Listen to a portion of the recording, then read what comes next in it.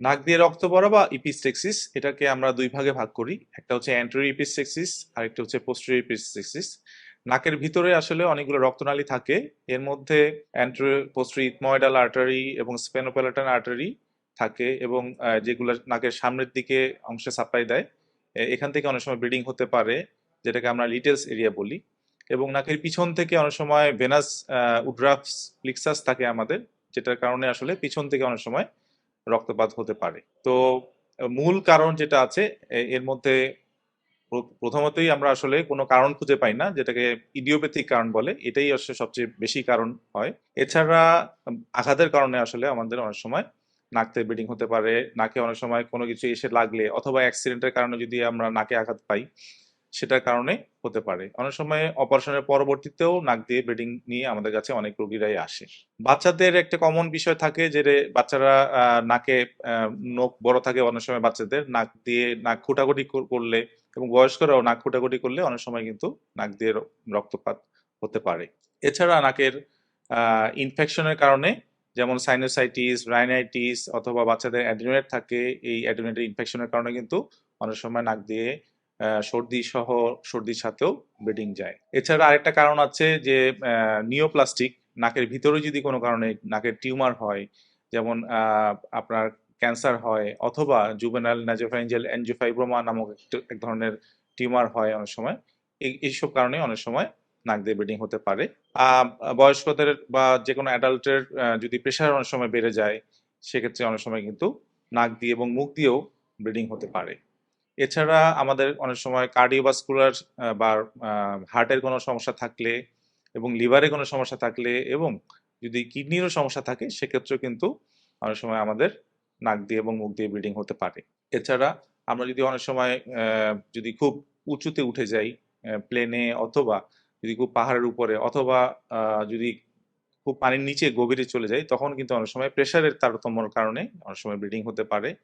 খুব ড্রাই যদি অ্যাটমসফিয়ার থাকে, ড্রাই আবহাওয়া এবং খুব গরম আবহাওয়ায় অনেক সময় এবং খুব ঠান্ডা আবহাওয়ায় কিন্তু অনেক সময় নাক দিয়ে ব্লিডিং হতে পারে। তো প্রথমেই আমরা যেটা বলবো যে নাক দিয়ে ব্লিডিং হলে যদি প্রাথমিকভাবে ঘাবড়ানোর কিছু নাই, আমরা যেটা করব ঘরে বসেই আমরা যেটা করতে পারি, নাকের একটা মেথড আছে যেটাকে আমরা বলি ট্রটার্স মেথড।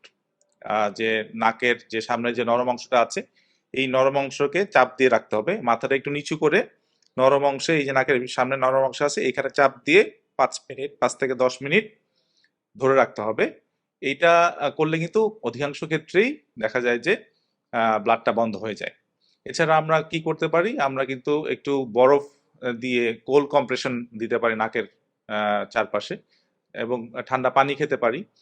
সেক্ষেত্রে কিন্তু অনেক সময় ভেসোকনস্ট্রিকশন হয়ে ব্লিডিংটা বন্ধ হতে পারে। প্রাথমিকভাবে আমরা এইসব কাজ করলে কিন্তু অনেকাংশেই এই নাক দিয়ে রক্ত পড়া থেকে মুক্তি পেতে পারি। এরপরেও যদি নাক দিয়ে রক্ত পড়া বন্ধ না হয়, তাহলে কিন্তু আমরা সাথে সাথেই খুব দ্রুত একজন নাক কান গলা বিশেষজ্ঞের সাথে যোগাযোগ করে এবং হাসপাতালে ভর্তি হয়ে চিকিৎসা নিতে হবে।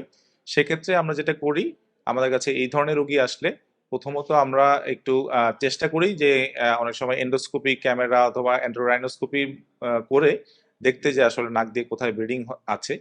সেক্ষেত্রে যদি কোনো নাকের প্যাথোলজি থাকে, আমরা চেষ্টা করি যে সাথে সাথেই এক ধরনের প্যাক দিয়ে থাকি আমরা, যেটাকে বলি অ্যান্টেরোনাসাল প্যাক।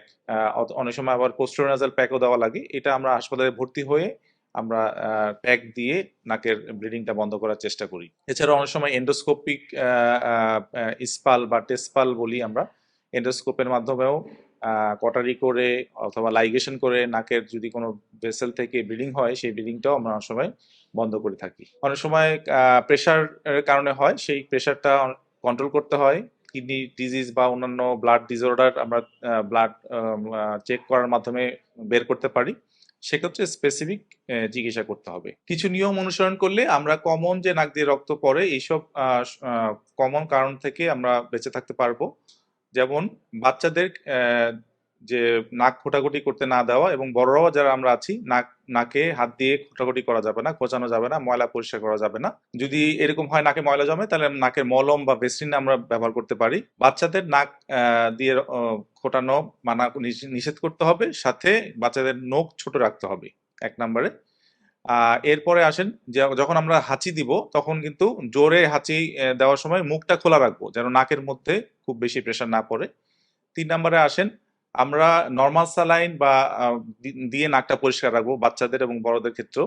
নাক ফোটানো যাবে না এবং জোরে হাঁচি দেওয়া যাবে না, এবং নাক যদি সর্দি হয় জোরে নাক ঝাড়া যাবে না। সেই সাথে খেলাধুলার সময় প্রোটেক্টিভ ইকুইপমেন্ট ব্যবহার করতে হবে। যেমন যদি আমরা ক্রিকেট খেলা হয়, সেক্ষেত্রে কিন্তু হেলমেট বা প্রোটেক্টিভ ইকুইপমেন্ট গুলা আমাদের ব্যবহার করতে হবে, নাকে যেন সরাসরি কোনো কিছু এসে না লাগে সেভাবে সতর্ক থাকতে হবে। আশা করি এই নিয়মগুলা মানলে আপনারা যে কমন নাক দিয়ে রক্ত ঝরা এবং দুর্ঘটনাজনিত কারণে যে নাক দিয়ে রক্ত পড়ে সেই সব সমস্যা থেকে সমাধান পেতে পারবেন এবং সুস্থ থাকতে পারবেন। আজকের ভিডিওটা যদি আপনার উপকার হয়ে থাকে, আশা করি শেয়ার করবেন। আর আগামীকাল আরো নতুন নতুন টপিকস নিয়ে আসবো। সেই পর্যন্ত সুস্থ থাকুন, ভালো থাকুন, ধন্যবাদ।